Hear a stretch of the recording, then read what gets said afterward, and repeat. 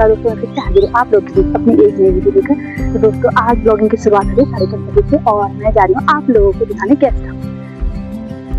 तो दोस्तों देखिए आज का मौसम कितना सुहावना हुआ है और वह है वह गेस्ट हाउस जहाँ हमें जाना है, ठीक है, और वहीं जाकर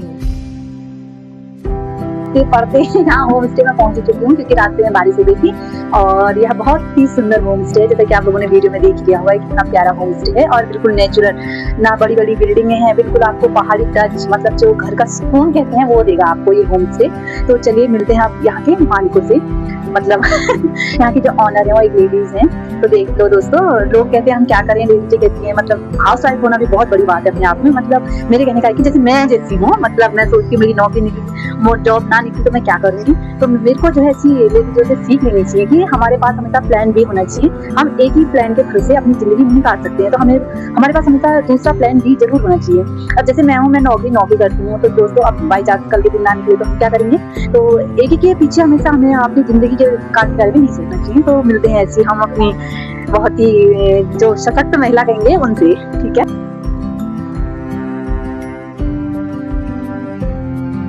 तो चलिए दोस्तों मिलते हैं फिर हीरा चाची से, ये हमारी चाची लगती है। तो चाची अपना संक्षिप्त परिचय दीजिए, अपना नाम, आप कहाँ से हो, क्या करते हो, ग्रेजुएशन। नमस्कार, मेरा नाम हीरा है और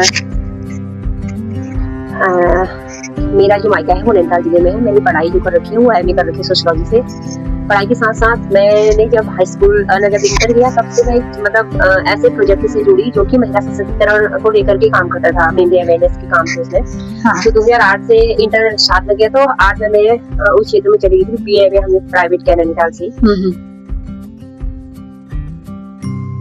और दोस्तों ये होम स्टे चलाने के साथ साथ महिलाओं को रोजगार भी देते हैं। आप महिलाओं को रोजगार भी देते हो ना चाची? हाँ, जैसे ये देखिए आप ये देखिए दोस्तों, जूस की बोतलें, घर का अचार, ये घर का ही जूस है जो महिलाओं को रोजगार देके इन्होंने बनवा रखा है। यही गांव की महिलाओं से कितनी बड़ी बात है, ये खुद रोजगार परत लेडीज है, मतलब यह नौकर नहीं है, लोगों को नौकरियां देती हैं, ये ऐसी लेडीज है। ये देखिए दोस्तों कितने बिल्कुल घर का है, ये सारा सामान घर का है, इन्होंने महिलाओं से बनवा रखा है, हमारे गाँव की महिलाओं से, अपने गाँव की महिलाओं से।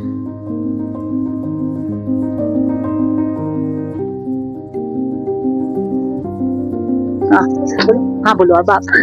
जो दूसरा ये है कि आज की डेट में हमारे खाने में जो है वो रासायनिक खादों का करने के बहुत लंबे समय से रासायनिक खादों का प्रयोग करते हुए लोग आ रहे हैं, पर पहाड़ों में ऐसा नहीं है, अभी थोड़ा बहुत बचा हुआ है बाहर। प्लेन्स एरिया में तो कोई भी फसल होती है, हर एक फसल में कीटनाशक दवाई डालते, खाद सुखाना, और जो खरपतवार होता है खरपतवार सुखाने के लिए भी लोग आजकल दवाइयां डालते हैं।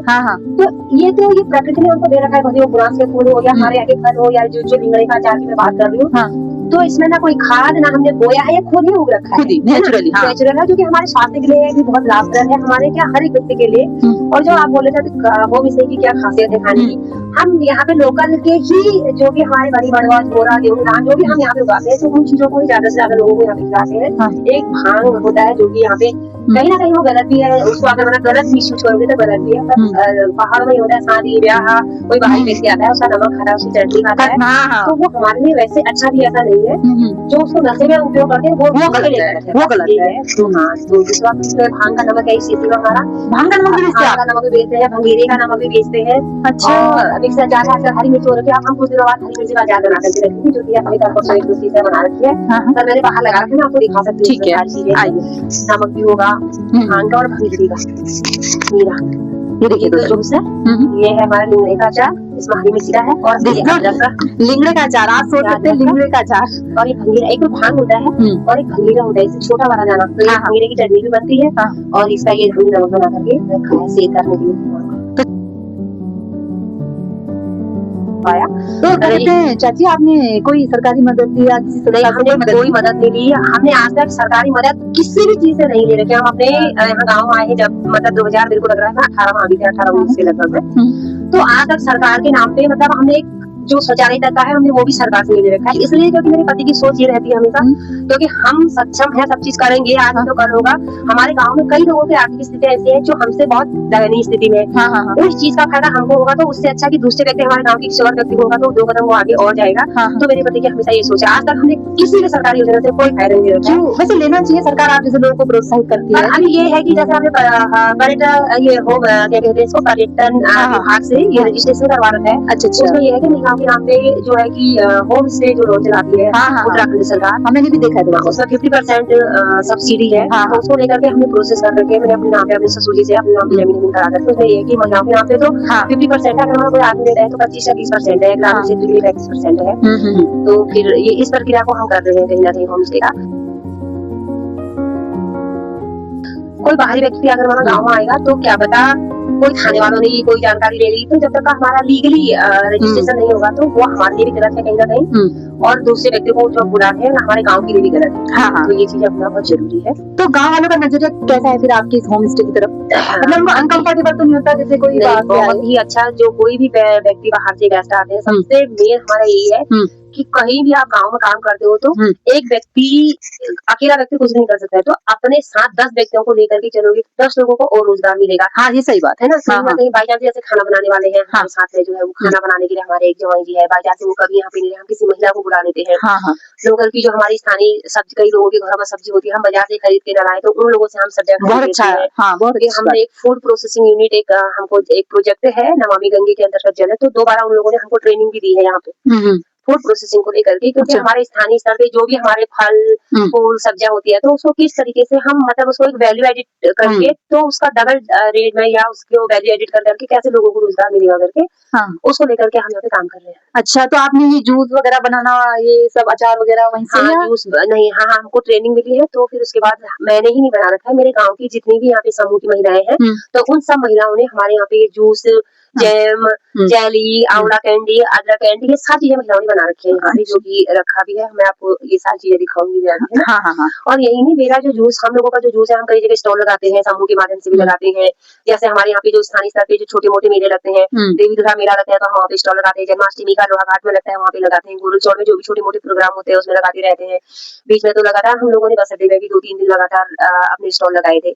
स्टॉल लगाने का मेन उद्देश्य होता है, एक तो हमारे जो स्थानीय जो प्रोडक्ट होते हैं उनको महत्व मिलता है। क्योंकि हम लोग अपनी चीजों की वैल्यू नहीं समझते, जब तक हम अपनी चीजों की वैल्यू नहीं समझेंगे तो तब तक का हम लोगों के लिए कहीं ना कहीं एक गलत मैसेज भी होना चाहिए, कहना चाहिए। तो अपनी चीजों को महत्व देना हम लोगों के लिए बहुत जरूरी है। अच्छा, तो चलिए दोस्तों, अब मिलते हैं हम।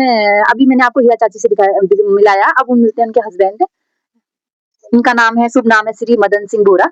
तो चलिए पूछते हैं कि उनसे, उनको यह विचार कैसे आया, मतलब उन्होंने क्यों सोचा कि हम ऐसे गांव में आकर, लोग तो उस गांव से शहर की ओर बढ़ते हैं, शहर से गांव आए, कि इन्होंने होम स्टे खोलने का आइडिया इनको क्यों आया, कैसे आया।